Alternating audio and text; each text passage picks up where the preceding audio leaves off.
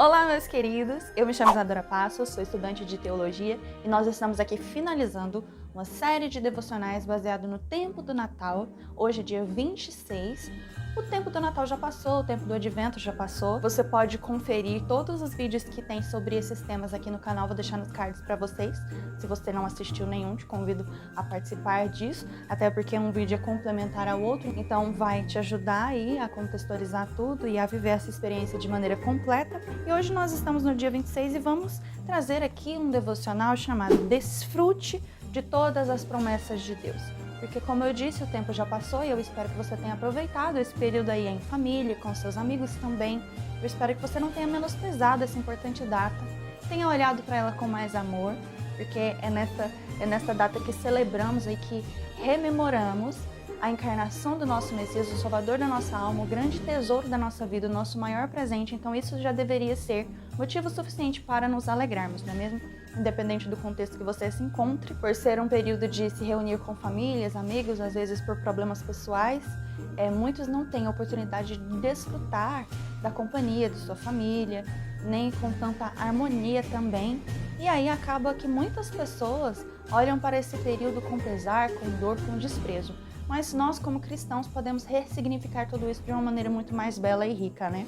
Eu espero que você tenha tido um momento proveitoso aí, mesmo que individualmente. E hoje nós vamos falar sobre desfrutar de todas as promessas de Deus que são concedidas a nós através dessa manifestação maravilhosa do Messias, através dessa encarnação do Messias. Nós estamos usando para fazer essa série de devocionais sobre o tempo do Natal, este livro, O Alvorecer da Alegria Indestrutível, do John Piper. Nós vamos ler o devocional que está na página 73, como eu já disse, repito mais uma vez, desfrute de todas as promessas do Senhor. E o texto bíblico base para esse devocional está em Miqueias 5, versículos 2, 3 e 4. Vamos ler. E você, Belém Efrata, que é pequeno demais para figurar como grupo de milhares de Judá, de você me sairá aquele que há de reinar em Israel, e cujas origens são desde os tempos antigos, desde os dias da eternidade. Portanto, o Senhor os entregará, até o tempo em que esta, em dores, tiver dado à luz. Então, o restante de seus irmãos voltará aos filhos de Israel. Ele se manterá firme e aposentará o povo na força do Senhor, na majestade do nome do Senhor, seu Deus. Estes são os versículos, agora vamos para o texto de John Piper. Cristo é o sim de todas as promessas de Deus, de maneira que se você confiar nele, todas elas serão a sua herança. Miqueias já deixou claro que Cristo garantirá para nós as promessas de Deus. Como Miqueias mostrou isso? Qualquer judeu daquela época, ouvindo Miqueias predizer a vinda de um governante de Belém, que alimentaria o seu rebanho na força do Senhor, pensaria imediatamente em duas pessoas, o rei Davi e o vindouro filho de Davi, o Messias. Já existia a promessa de que um descendente de Davi reinaria sobre Israel e o seu trono seria eterno, e que esse governante seria de Belém. Ele alimentaria o seu rebanho na força do Senhor, então era um governo glorioso prometido por Deus, e um grande exemplo de governo glorioso, regido pela força do próprio Deus, foi o governo de Davi. Então, através de sua semente, viria um segundo governante. Só havia na mente dos israelitas essas duas possibilidades, o governo já passado de Davi e a semente prometida de Davi. Então, John Piper vai dizer que nesse texto de Miqueias, nós tiramos pelo menos 3 lições acerca de Davi. Primeiro, que ele era de Belém. Segundo, que ele foi um governante em Israel e um governo muito significativo. E terceiro, que ele era um pastor quando criança e mais tarde ele foi pastor de ovelhas, literalmente pastoreava ovelhas, né? E mais tarde ele foi chamado de pastor de Israel. Ele regia aquele rebanho de Israel, uma forma figurada de dizer. Assim como nós somos rebanho do Senhor, ovelhas do Senhor. O ponto dessas 3 lições com Davi é o seguinte: Miqueias está reiterando a certeza da promessa de Deus a Davi.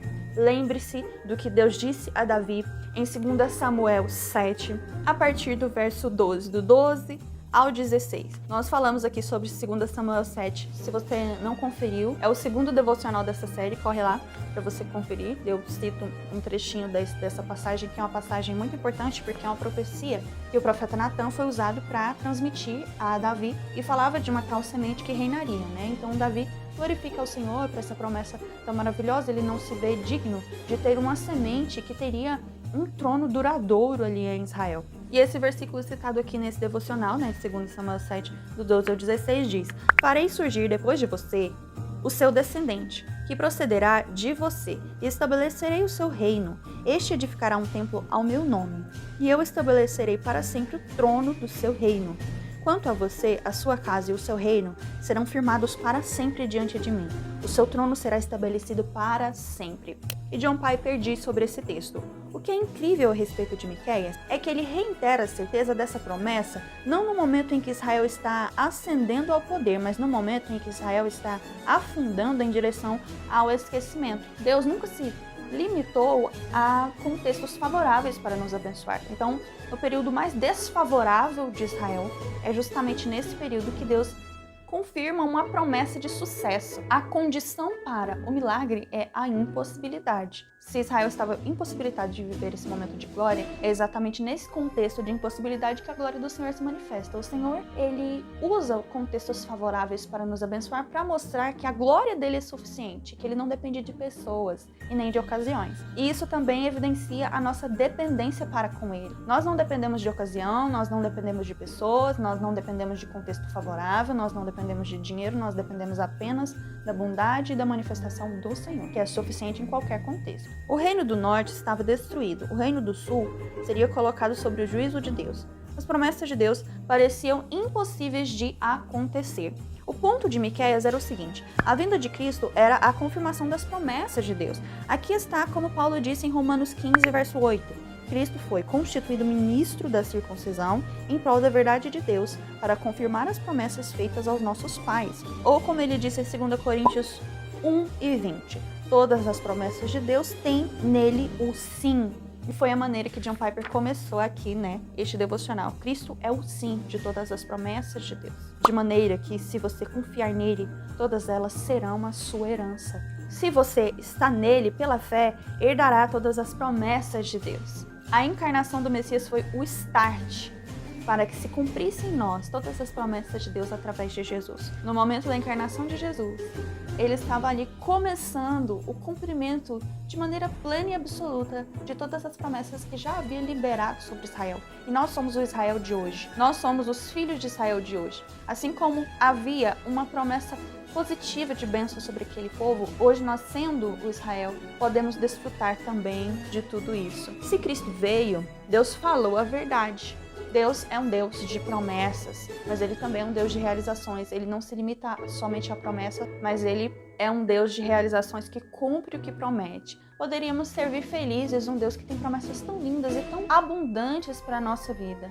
Poderíamos ser completamente realizados através de todas essas promessas já liberadas sobre Israel daquela época e nós que somos o Israel de hoje. Mas muito mais maravilhoso do que ler todas essas promessas belas e ricas é entender que todas elas podem se cumprir de fato, porque servimos a um Deus de realizações. Ele falou que viria e através do Messias essas boas promessas são liberadas sobre nós. E aconteceu. Agora, ele diz que voltará. Ele disse que viria, ele nos salvaria, ele encarnou e nos salvou na sua morte de cruz. Depois ele foi assunto aos céus e prometeu que voltaria da mesma forma que subiu. E nós temos mais uma vez a confiança de esperar em um Deus que tem palavra. Se ele prometeu, ele cumprirá. E se Deus falou a verdade, todas as promessas se tornarão verdade para todos aqueles que confiam nele. Receba esse inefável presente. Findamos então o período do Advento e o período do Natal. O que podemos tirar de tudo isso? As promessas do Senhor, que não morrem, elas se cumprem porque Deus é um Deus de palavra. O que nos resta hoje?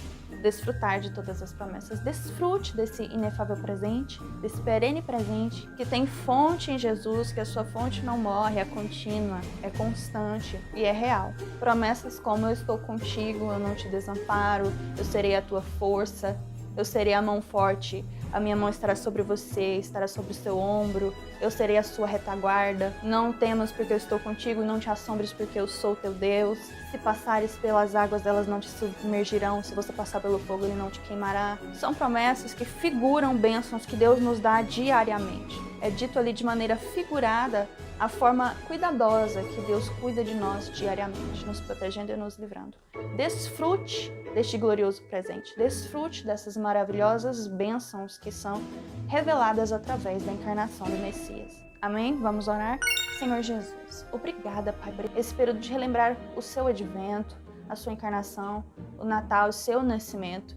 É um período precioso para nós cristãos. Nós devemos falar mais sobre isso, pensar mais sobre isso, agradecer ao Senhor por isso. E agradecer primeiramente porque o Senhor é um Deus de palavras. Através da nossa dependência, o Senhor manifesta a sua glória. Em nossa irrelevância reside a nossa tão grande importância, como é dito na canção. Nós somos irrelevantes demais, pequenos demais, falhos demais. Mas através dessa irrelevância, o Senhor manifesta uma importância tão grande ao dar um presente que vai muito além da nossa dignidade, muito além da nossa importância, que é a sua manifestação, a encarnação do Messias, para salvar a nossa alma, para redimir a nossa natureza caída, para estar conosco, para habitar entre os homens, para dar dons aos homens, para depois da sua vinda, o Senhor também liberar o Consolador que estaria conosco até a consumação dos séculos. Hoje desfrutamos de bênçãos tão inúmeras através da sua encarnação e só temos que agradecer. Que todos os dias isso seja muito real no nosso coração e que todos os dias não endureçamos o coração.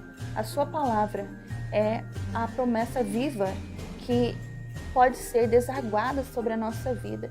E só há um meio de desfrutar das suas promessas, conhecendo a sua palavra e vivendo de acordo com o seu querer. E por isso a sua palavra diz: se hoje ouvires a minha voz, não endureçais o coração. Quando lermos a sua palavra, devemos abrir o coração para aquelas verdades, para que elas sejam reais na nossa vida. Não nos permita endurecer o coração para as promessas do Senhor, para a palavra do Senhor, que possamos viver de maneira plena tudo que há revelado em Jesus. Jesus é o sim do Senhor para as promessas na nossa vida.